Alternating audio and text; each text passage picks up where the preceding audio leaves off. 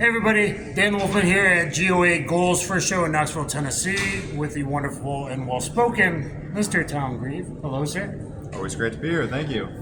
So let's just talk a little bit about this event and then some of the stuff that's going on in the world and the legal world. We're dealing with a lot of 2A gun issues and whatnot. So what do you think of this event so far? I think the event's going absolutely fantastic. I mean, if you would have told me, if I just walked in here, I didn't know any better, I'd say that they've been doing this for 10 years. It seems super well organized, super well run.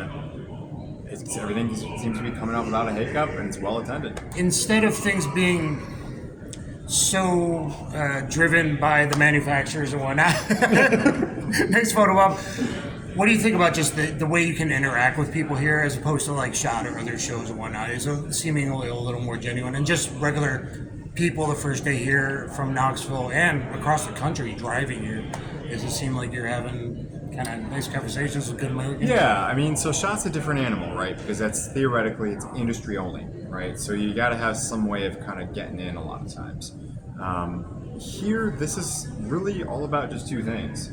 It's about ordinary Americans. It's about you, me, everybody down that lens. And it's about how do we get out the good word to support GOA, Gun Owners of America. It's about freedom, it's about you and me, and that makes it a different type of event because it's tilted on kind of a different axis. And I think it was free if you sign up to be a GOA member, guys. I've been a GOA member, Second Amendment Foundation, FPC. Are those some of the better organizations you feel? Absolutely. Are there any others I missed that you would National recommend? Association for Gun Rights is another big one. FRAC, Firearms Regulatory Accountability Commission, just won a lawsuit in the 8th Circuit. But National Association for Gun Rights is another big one to go along with FPC, GOA, SAC. What are some of the big court cases in the last few months or so that you feel like are helping the cause?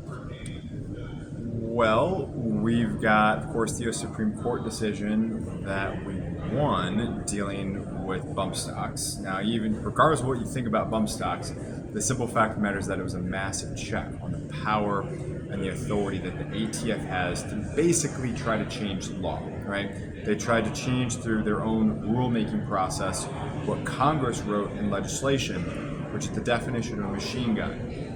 Congress said that a machine gun is a firearm that fires more than one shot per function of the trigger without manual reloading, yada, yada, yada. But so Congress is the one that makes laws. Yes. And should be defining said laws and not some agency of non-elected bureaucrats. Yes.